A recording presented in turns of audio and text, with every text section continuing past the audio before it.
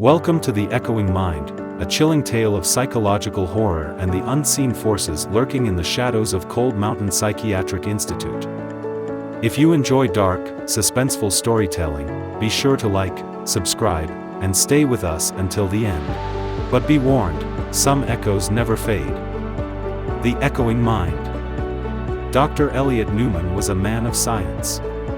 He had spent 2 decades in the field of neuropsychiatry, dissecting the human mind, peeling away its layers like an onion. He didn't believe in supernatural entities, in hauntings, or in the delusional paranoia documented by the church. The mind, he insisted, was an intricate web of neurons and chemical imbalances, nothing more. That conviction began to falter the day Rayna Holloway was admitted to Cold Mountain Psychiatric Institute. Rayna wasn't just another case. Her symptoms were unprecedented, defying conventional diagnosis. She suffered from an extreme variant of mirror-touch synesthesia, a rare condition where individuals physically feel what others experience. But Rayna's case was different. She didn't just feel people's pain, she lived their moments, their traumas, and their deaths. The first time Dr. Neumann met her, she was huddled in the far corner of her room, eyes darting wildly, muttering to herself. "Rayna," he said softly, stepping closer. "I'm Dr. Neumann. I understand your delusions and I'm here to help." She lifted her head slowly, and for the first time, he saw her eyes. They weren't just frightened, they were possessed. "You don't believe me," she whispered. "None of you do." The doctor sighed. "Help me understand. What exactly do you experience?" Rayna's lips trembled. "When I touch people, I don't just feel their pain. I see what they see. I hear what they hear. And sometimes..." Her voice dropped. "Sometimes I feel things that don't belong to them. Things that aren't human." He took a measured breath. "Are these hallucinations?" She laughed, a hollow, bitter sound. "Wouldn't that be comforting?" Over the next few weeks, the noble Dr. Neumann studied Rayna closely, documenting her episodes. At first, he was convinced it was a combination of extreme empathy and psychosis. Then, she began recounting details of events she had no logical way of knowing. Private traumas of other patients. The suicide of a nurse's brother. The unsolved murder of a child in a neighboring town, details only the police would know. That was when the nightmares began. Dr. Neumann had always prided himself on his disciplined mind, his ability to compartmentalize. But something about Rayna's condition had begun to seep into his subconscious. He woke each night drenched in sweat, visions of dying strangers flooding his dreams. He could feel their agony as though it were his own. It got worse. During his rounds, he started hearing whispers, faint, elusive, always just at the edge of perception. The walls of Cold Mountain seemed to breathe.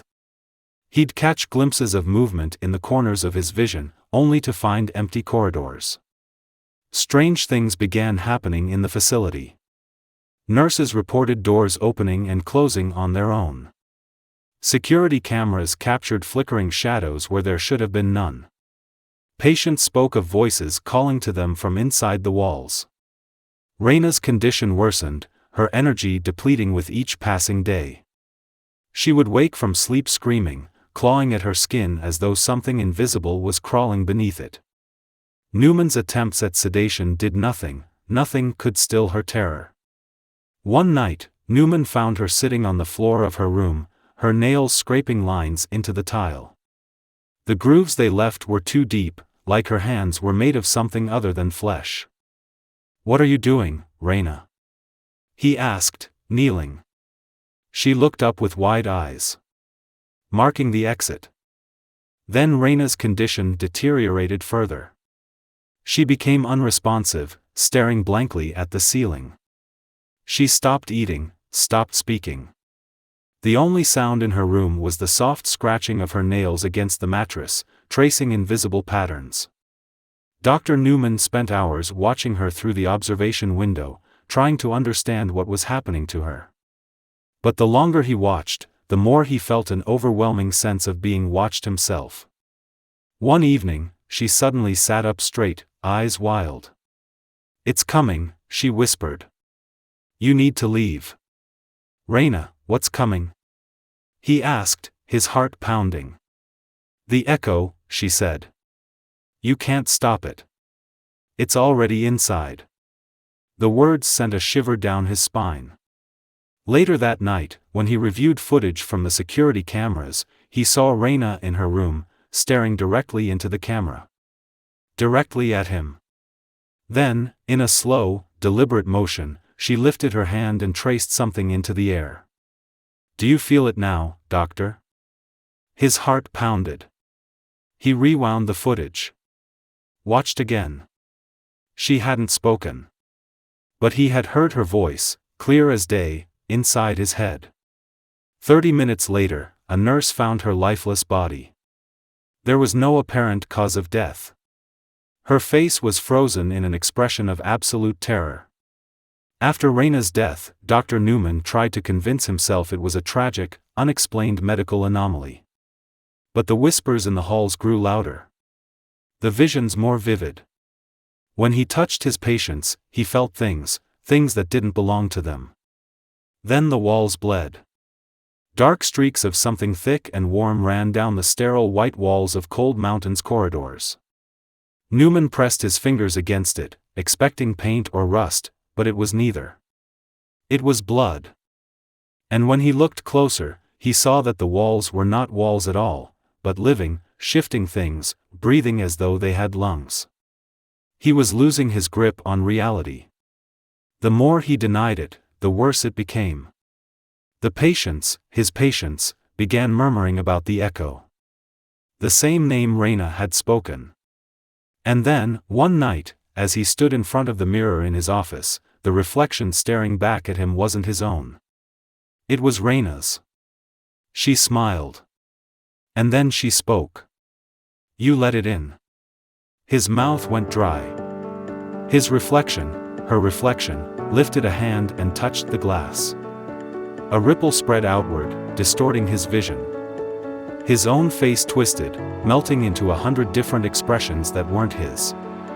The walls groaned. The lights flickered. And then the room was full of voices, screaming, weeping, whispering. The echo had come for him. It had been waiting all along. Dr. Neumann tried to move, but his limbs locked in place. His reflection continued to change, flickering between Rayna, his patients, and something else. Something monstrous, shifting just beneath the surface of reality. And then the glass shattered. He was no longer in his office. He was inside the walls. A prisoner of the echo. The end.